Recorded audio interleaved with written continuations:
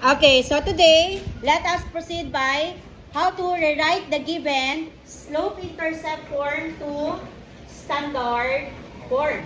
Okay, so this is the format for slope-intercept. Y is equal to mx plus b, where m is the, what is m? Slope, and b is the y-intercept. So we're going to rewrite this using the standard form. Okay, ano naman ang rule natin sa standard form? Okay, so our rule in standard form, kailangan yung may variable na x at y nasa left side ng equal sign. At yung constant ay dapat nasa right side. And the lastly, the sign of A is always positive. Meaning si A, pwede siyang more than 1, pero dapat laging positive. The given is y is equal to 3x minus 3. Okay, step 1. Okay, identify first the slope. Based on the given, what is the slope? 3. Okay. Do you think 3 is a fraction? No. Okay, if no, proceed na tayo kay step 2. What is the step 2? Transfer out AX to the left side. Okay, again, what is AX? 3x. So, ililipat daw natin si 3x sa harap nino? Ni y. So, si 3x ay magiging? Ito ay positive. Tumalon ka sa equal sign. Magiging? Okay, negative 3x. Then, bring down. What is the sign? Positive. So, therefore, the operation is addition. Is equal to what is the sign of 3?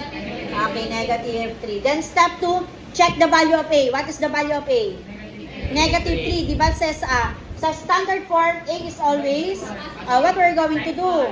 Multiply both sides of the equation by negative 1. Negative 1 times negative 3x. Positive 3x. Negative 1 times positive y. Negative times positive. Negative. Negative 3 times negative 1. Okay, therefore, this is the standard form. Question? Okay, last one. So, we have y is equal to negative x plus 7. Okay, step 1, identify the slope. Based on the given, what is the slope? Negative 1. Okay, since negative 1 is not a fraction, okay, let us proceed by step 2.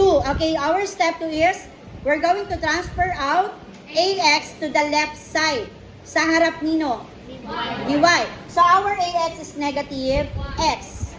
Pag nilipat siya, magiging ano na negative? Okay, magiging positive. Then, plus y is equal to, okay, the question is, what is the sign of A? Positive or negative? Okay, do you think we need to multiply? Okay, no na, kasi positive na yan. Kung ganyan, ito na ang ating sagot. Do you understand?